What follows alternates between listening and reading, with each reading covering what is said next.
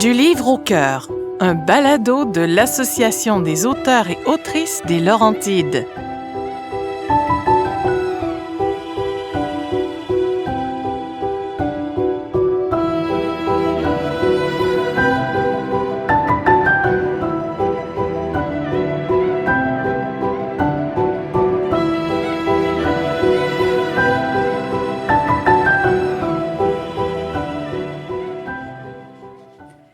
Ranaï, tome 1 de Karine Raymond et la voix de Lise Lachapelle.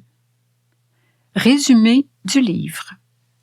À travers un récit finement mené, Ranaï donne à imaginer notre civilisation dans 100 ans. Dans le décor morne d'un quartier bétonné, on plonge dans la vie d'Issari qui contemple les années à venir comme un mal nécessaire. Par chance, elle se lie d'amitié avec Amdo, un jeune fonctionnaire rencontré lors d'une entrevue à l'Agence des sciences. À l'annonce de la fermeture permanente du dôme au-dessus de la ville de Ranaï, Amdo invite Issari à fuir avec lui dans les communautés de la Terre.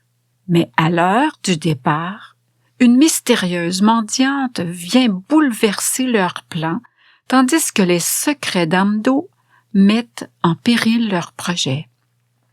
En parallèle, on rencontre Oko, fils unique d'une famille influente qui nous conduira sur les traces d'une colonie lunaire obscure.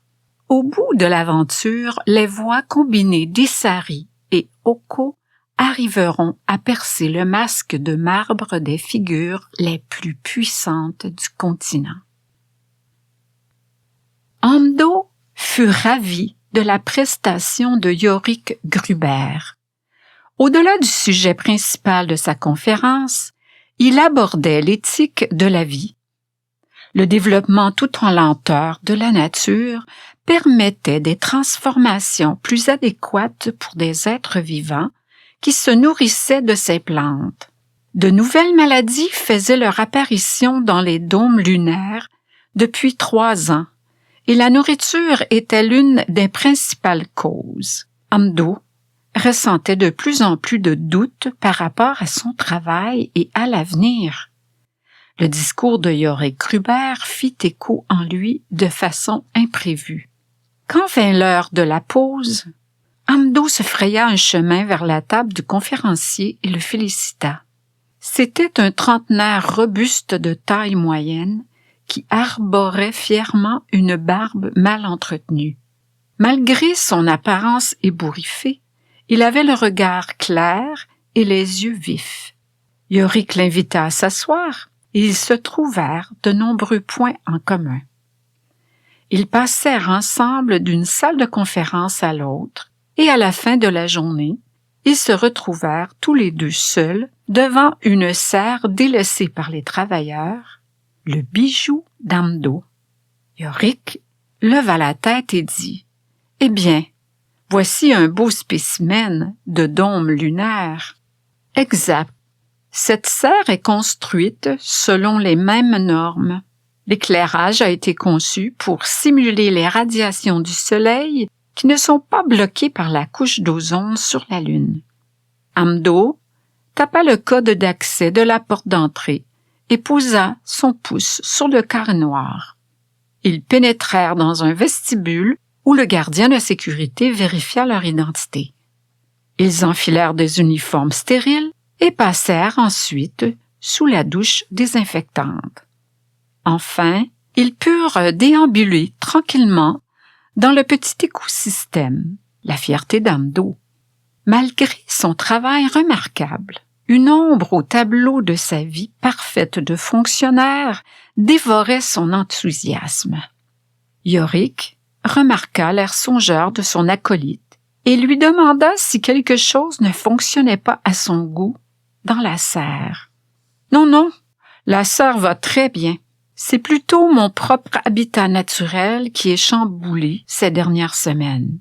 C'est pourquoi votre réflexion sur l'éthique m'a beaucoup intéressée. Je comprends très bien Et si on continuait cette conversation dehors? Cette phrase habituelle voulait plutôt dire « Poursuivons la discussion dans un environnement sans surveillance ». Ce mini-dôme était bourré de micros et de caméras à peine dissimulés. Les deux hommes sortirent et marchèrent jusqu'à un arrêt de monorail. En cette fin de juin, les cultures étaient luxuriantes et la chaleur sèche de l'après-midi faisait place à une humidité lourde qui annonçait une nuit difficile. Depuis plusieurs années, Amdo visitait régulièrement ses installations dans les champs et il lui semblait que, cette fois-ci, tout son travail était futile. Son esprit se redirigea vers Jackie et il se sentit plus abattu que jamais. « Je ne veux pas vous embêter avec mes soucis, Yorick. La journée a été très longue. Vous savez, je suis moi-même en réorientation. Avez-vous entendu parler des communautés de la Terre? » Cette question surprit Amdo. Il avait eu vent que Yorick avait accepté de prendre part à l'effort scientifique des dômes lunaires. L'objectif de ceux-ci était incompatible avec les aspirations des communautés de la Terre. Mes parents connaissaient des gens qui avaient vécu dans les communautés, mais je ne sais pas si elles existent encore. J'ai toujours imaginé leurs habitants comme des hippies qui cultivent des herbes douteuses dans les bois. C'était ce que je pensais moi aussi. Mais il y a un mois, j'ai participé à une conférence et j'ai rencontré quelqu'un qui venait de la communauté des champs, affirma Yorick.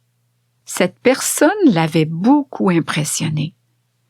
La seule raison pour laquelle cet ex-communautaire n'y était plus, c'est qu'il cherchait sa fille pour la convaincre de vivre avec lui. Je ne suis pas un grand voyageur spatial, mais la pression a été si forte pour que j'accepte un contrat de 2 ans sur la Lune que j'ai fini par céder. J'ai eu la formation et je devrais partir dans 3 mois.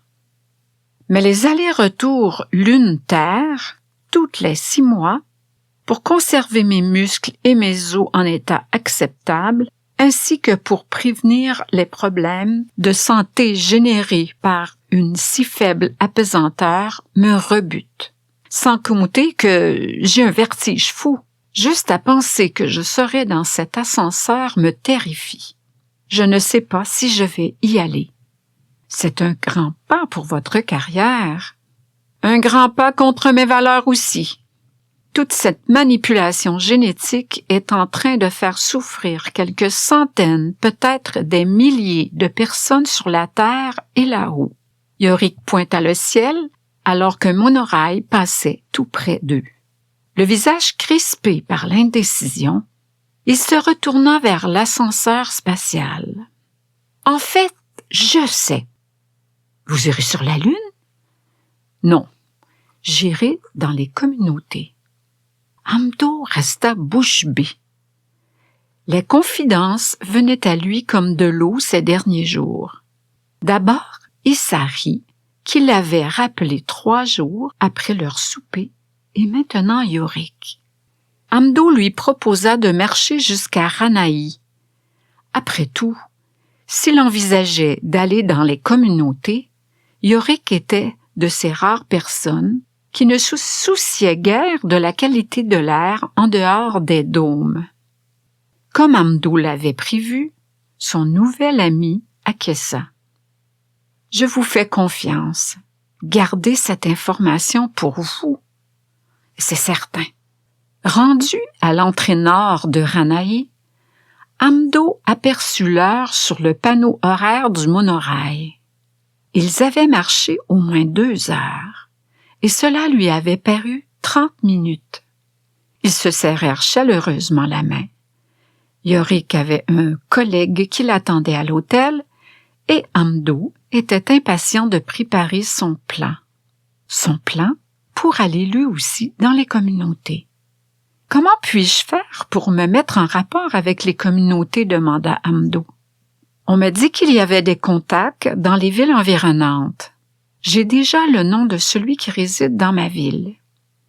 Donnez-moi vos coordonnées et dès que je serai là-bas, je lui demanderai comment rejoindre le responsable de Ranaï. Amdo lui écrivit son adresse et son numéro de téléphone au verso du programme du Congrès.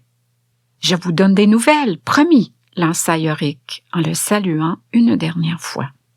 Amdo avait enfin rencontré quelqu'un qui affirmait tout haut ce que tout le monde pensait tout bas. La pression d'aller sur la Lune ne lui était pas étrangère. Il pressentait qu'il devait réagir à une offre semblable dans peu de temps. Il ne doutait pas une seconde que son poste serait remis en question s'il refusait. Le gouvernement voulait ses meilleurs éléments sur place pour développer le plus rapidement possible un écosystème viable et totalement indépendant. Toutefois, il devait encore importer des aliments de base. Et l'eau avait été contaminée à maintes reprises. Personne ne savait combien d'habitants de la Lune étaient morts. Évidemment, la radio publique n'en faisait pas ses manchettes. Amdo aurait probablement accepté ce défi sans broncher s'il n'avait pas retrouvé Jackie. Cependant, il était retourné voir le vieux fou dans Lord Undertown avec un sac de provisions plein à craquer. Et cette deuxième visite avait confirmé ses craintes. Il ne pouvait pas délaisser Jackie, ne serait-ce que pour un court contrat sur la Lune. C'était impossible.